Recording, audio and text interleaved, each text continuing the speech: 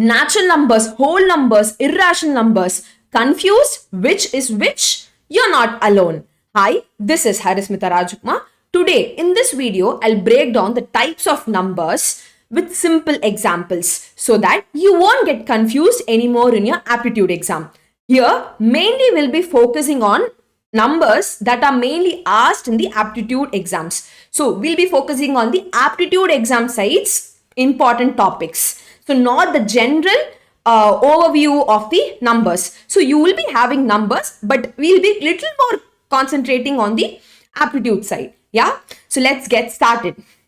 Now, when you talk about numbers, mainly you have to not by heart it. You have to just understand with the flow of itself. Like a number tree, you have to make it and you have to understand so that you won't get confused. So, numbers when you take, mainly there are two categories of numbers, which is real number. Another one is imaginary number. Real numbers are nothing but that can be represented on a line. That is called real number, which is from minus infinity to infinity. Whereas imaginary number is nothing but you cannot represent it on a line. Okay. In imaginary numbers, you have to represent the imaginary numbers with the help of iota. So, with the help of iota, you will be representing. So, examples of real numbers are 2, 3, minus 4 by 9. These are real numbers. Whereas imaginary numbers, what are imaginary numbers? So you have to represent it in with the help of iota. 3 plus I minus 4 plus I. So this I is nothing but root of minus 1. So can you find root of any negative value? No, right? So for that they have introduced the concept called iota, which we won't be learning for our aptitude exam. In aptitude exam, 99% they won't ask imaginary numbers. So we need not concentrate on imaginary numbers. So we have to concentrate on real numbers. Further, real numbers are divided into two types. Rational number, irrational number. So rational numbers are nothing but that can be written as P by Q form. So where you're having Q not equal to 0 and P and Q are integers. Okay, so why Q should not be equal to 0? If Q is equal to 0, it will become infinity. So that's why we are saying P by Q should where Q is not equal to 0. Otherwise, there is one more thing also. You should have this can be terminating as well as non-terminating. So in rational number, it can terminate. Terminating numbers are called rational numbers. And even non-terminating repeating numbers are rational numbers. Non-terminating, repeating or recurring. Non-terminating repeating numbers are called rational numbers. So examples of rational numbers are nothing but 2 by 3. So non-terminating repeating. So when I divide 10 by 2, you have a fixed number. It is terminating, which is 5. 2 by 3, if I divide 2 by 3, I'll be getting it as 0. I'm having 6, which is 18. Again 0, 6. So this will become 0.6666. So this is also a rational number. Since it is non-terminating, but the decimal points, after the decimal point, the numbers are repeating. Okay, you can find a pattern, either 0.232323, like that. You can either 0.666333, etc. Now, when you talk about irrational numbers are nothing but these are non-terminating. And what is it? Non-terminating, non-recurring. Non-recurring are not non-recurring is nothing but non-repeating. So when you look at root 2, when you take a calculator, find root 2 answer. If your calculator is basic enough, it will just give you 1.414. If your calculator is great, I mean it is so good, you'll be getting again few more decimals after it. Again, if your calculator is very advanced, you'll be getting so much. So it goes on and on.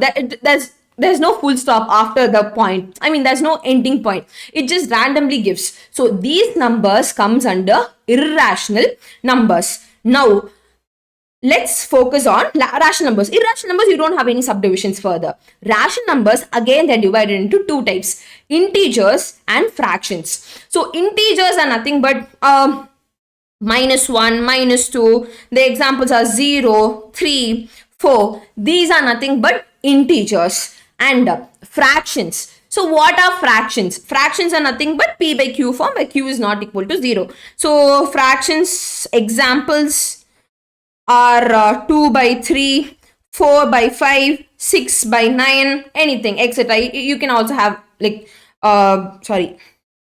you can also have any kinds of fractions, okay?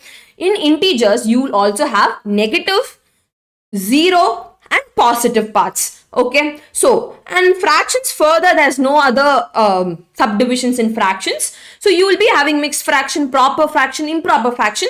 That is not really needed for your aptitude exam. When we are solving questions, I'll just give you a gist about it. Okay. Now, integers. Integers, when you're focusing, mainly there are two types. When integers, I already told you, you have positive part, 0 and a negative part. Okay. So, whole numbers are nothing but a numbers starting from 0, 0, 1, 2, 3.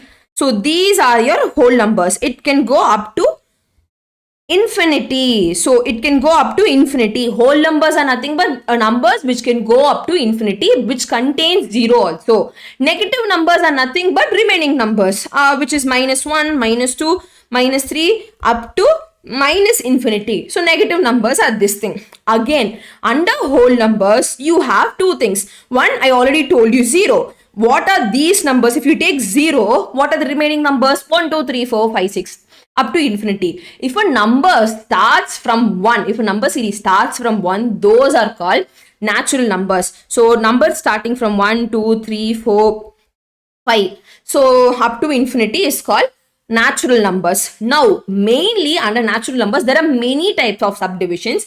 In your aptitude exam, you will be focusing on even, odd, prime and composite. E is not seen here, like, wait, yeah, E, composite number. Okay, I hope you are able to see it. Now, what are even numbers? Even numbers are nothing but, I know you have learned it in your earlier classes. I'm just brushing through. If you're able to divide it by 2 and you're getting remainder as 0, that is called even number, which is divisible by 2. For example, even numbers are 2, 4, 6. So when I divide it by 2, I'll be getting remainder as 0. And make sure your quotient is also an integers, not a point. I mean, you should not have any decimal points and finally tell that is divisible. No. So again, odd is nothing but when you divide it by 2, you'll be getting a remainder of 1 and you'll be having quotients as an integer itself. So for example, 7, if I take 2 by, when I divide it by this, so I'm getting remainder as 1. I'm not using point and finding the answer because I'm telling you the quotient should remain the same. Now, prime numbers are nothing but those factors are a number is having factor of itself and the number only, then you call it as prime numbers. So, prime numbers are 2, 3, 5, example 2, 3, 5, 23, etc. So, if a number is having 1 and itself as the only factor, so basically you will be having only two factors only. So those are called prime numbers. What are the two factors? The number and itself. Composite number is just the opposite of prime number.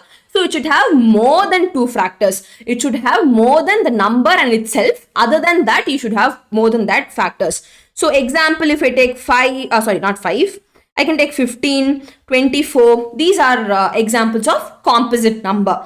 Now, so let me just recall it. Numbers, there are two types. One is real and imaginary. In real, you are having two types, rational and irrational. In rational, you are having two types, integers and fractions. In fractions, you are having two types, whole numbers and negative numbers. In whole numbers, you are having two types, natural and 0. Under natural things, natural number, you are having 4 types. These are main 4 types. There are other types also. But I already told you we are focusing on only aptitude based exams. topics. Okay, I hope you enjoyed this video. Kindly comment below any composite number. Okay, bye. Thank you.